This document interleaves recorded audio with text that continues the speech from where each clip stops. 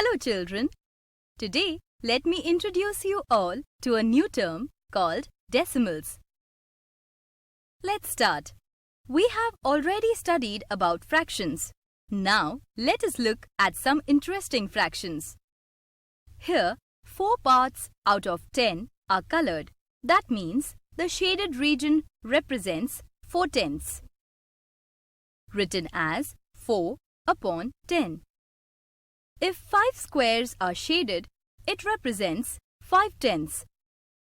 That is, 5 parts out of 10 are colored and is written as 5 upon 10.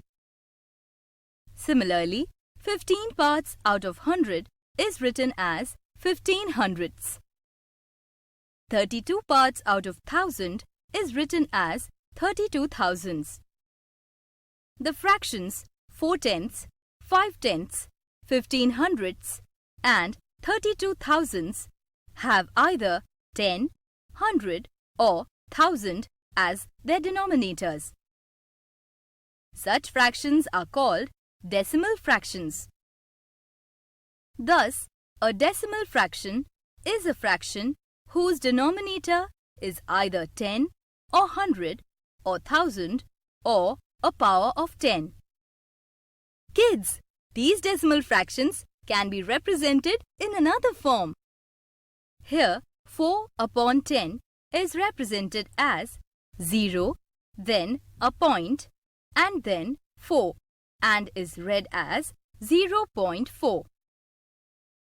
Similarly, 5/10 is represented as 0, then a point, and then 5, read as 0.5. 15/100ths is written and read as 0.15.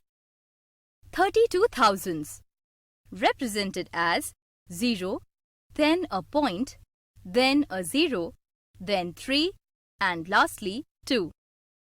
It is read as 0.032.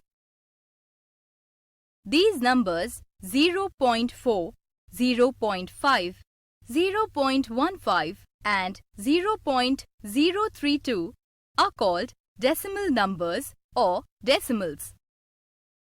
A decimal number has 2 parts, one on the left side and other on the right side of the point. Let us see what these parts are. Consider the decimal 24.31.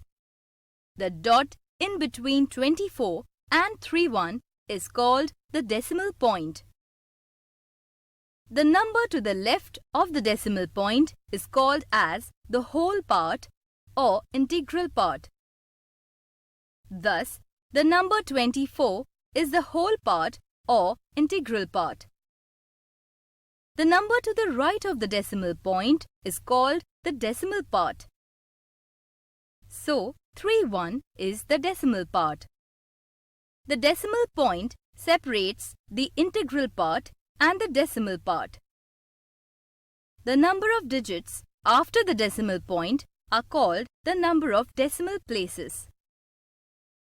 There are 2 decimal places in 24.31.